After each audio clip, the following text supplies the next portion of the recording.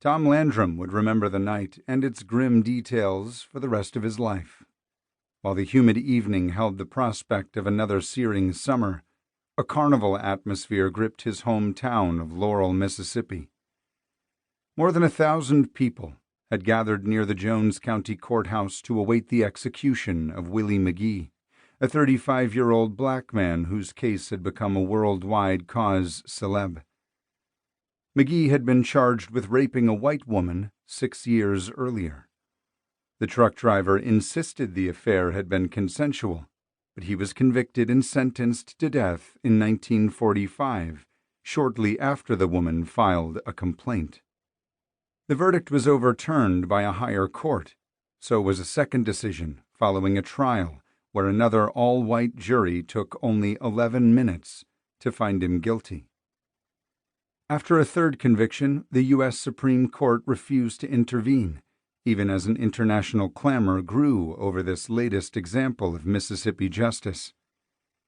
If a black man was accused of violating a white woman, it called for the supreme penalty, even if there was doubt about his guilt. Scores of other black defendants had been sent to death row on dubious charges in Mississippi and attracted little notice.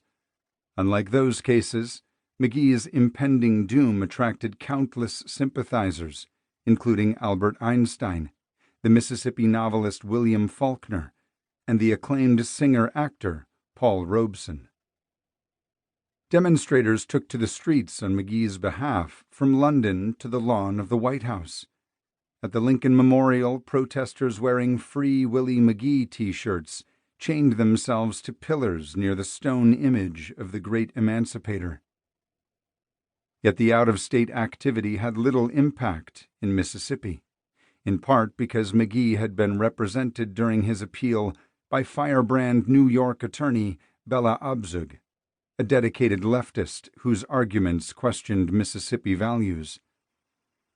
Since his defense was financed by the Civil Rights Congress, Mississippians were quick to link the group to the Communist Party and the far left. Support for McGee by thousands of Union members outside the South did little good in a region historically hostile to organized labor. The outcry by those foreign to Jones County only solidified belief in Mississippi that McGee should be put to death, legally, yet without more delay.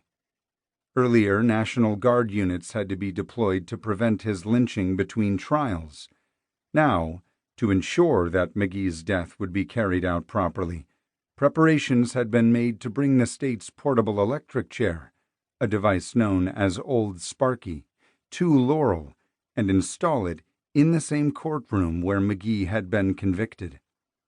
To ensure adequate voltage, a cable attached to an outside generator was strung through a courthouse window and connected to the electric chair. With the climax of the long drama at hand, excitement coursed through the town. As the midnight hour for McGee's death approached, a local radio station carried live reports for those who had not come to the courthouse.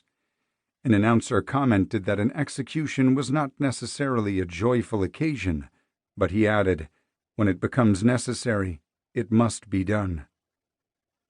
On the streets surrounding the scene, knots of white people waited, some in lawn chairs as if for a picnic. More youthful spectators climbed into trees to get unobstructed views of the courthouse. When a state highway patrolman announced that the time had come for McGee to die, the news provoked cheers.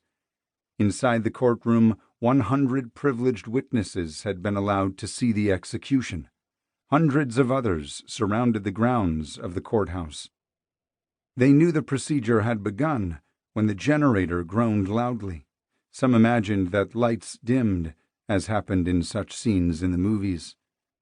The crowd clapped enthusiastically and shouted.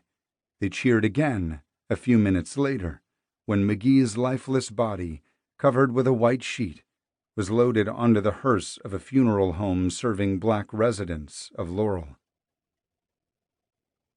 Tom Landrum, a high school senior dressed in working-class denims, watched on the streets of Laurel that night, drawn with his schoolmates to the spectacle. An offspring of one of Jones County's largest and best-known families, the boy followed the proceedings from a vantage point outside a downtown theater. Some of his friends were among those clinging to high branches of trees. At first, Tom was caught up in the excitement over an event that was winning worldwide attention. But when the exercise ended, he recognized the enormity of the activity. It resulted in the death of a man, scorned by the community and condemned to a final proverbial Last Supper. The boy was suddenly gripped by the poignancy of the moment. He felt sickened and personally diminished. He said to himself, "I should never have come." And he vowed, "I will never do something like this again."